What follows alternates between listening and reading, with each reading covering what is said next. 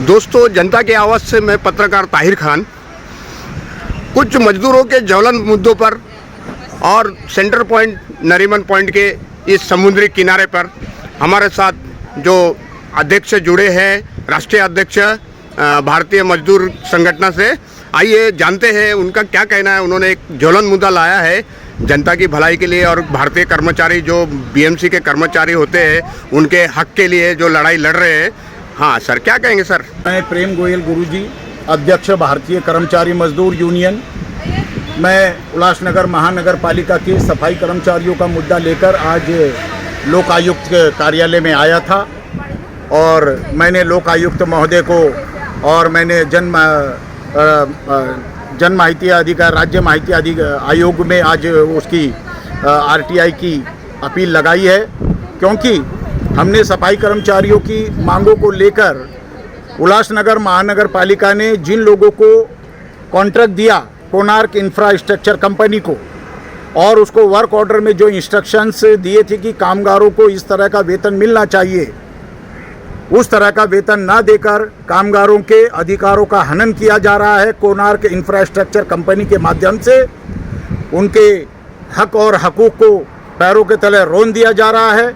कर्मचारी को समान काम समान वेतन नहीं मिल रहा है, उनका शोषण किया जा रहा है, उनको 12-12 घंटे काम कराया जा रहा है, उनसे वेट स्वीपिंग कराया जा रहा है, लेकिन उनको समूचा न्याय, उनको समूचा वेतन कोणार्क इंफ्रास्ट्रक्चर नहीं दे रहा है।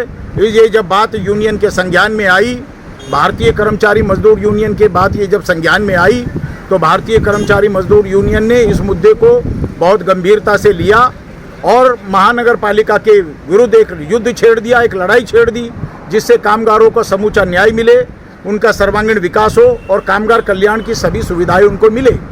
लेकिन महानगर पालिका ने जिस तरह का वर्क ऑर्डर उसको दिया था कि 76 लाख रुपया आप कामगारों को महीने में 250 कामगारों को अकुशल कामगारों को देंगे, वो पूरी तरह से नहीं दिया जा रहा है।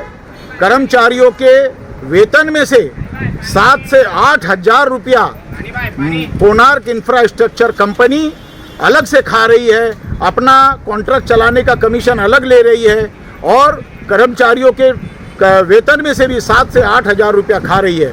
पीएफ का कोई पता नहीं, पीएफ काट रहे हैं तो जमा कर रहे हैं या नहीं जमा कर रहे हैं। कर्मचारी मुंह बाए खड़ा हुआ है, कर्मचारी को समूचा न्याय नहीं मिल रहा है।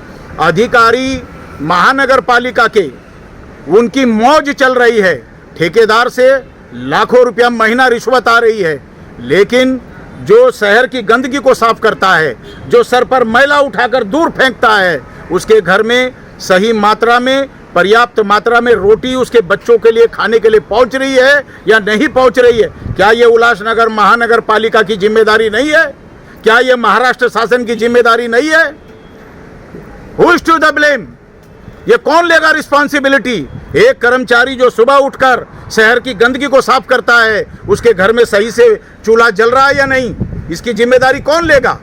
कर्मचारी मेहनत करने के बाद भी अपने हक अधिकारों से वंचित है, उसके बच्चे ठीक से रोटी नहीं खा पा रहे।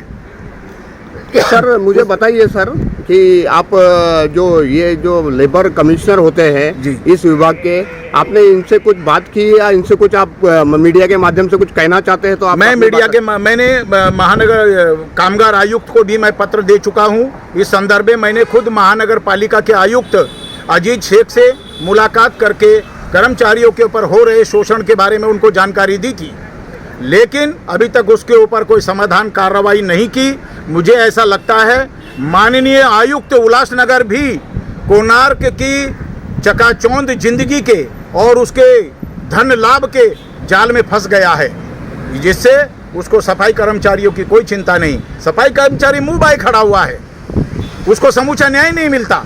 अगर शासन से अगर आप कुछ चाहेंगे कि ये कोणार्क कंपनी पे कुछ एक्शन हो तो क्या आप चाहेंगे कि आप? मैं ये चाहता हूँ जो किमान वेतन कानून मिनिमम वेजेस एक्ट 1948 जो कहता है कि कर्मचारी को समान काम समान वेतन मिलना चाहिए, किमान वेतन कानून के अंतर्गत उनको पगार मिलनी चाहिए।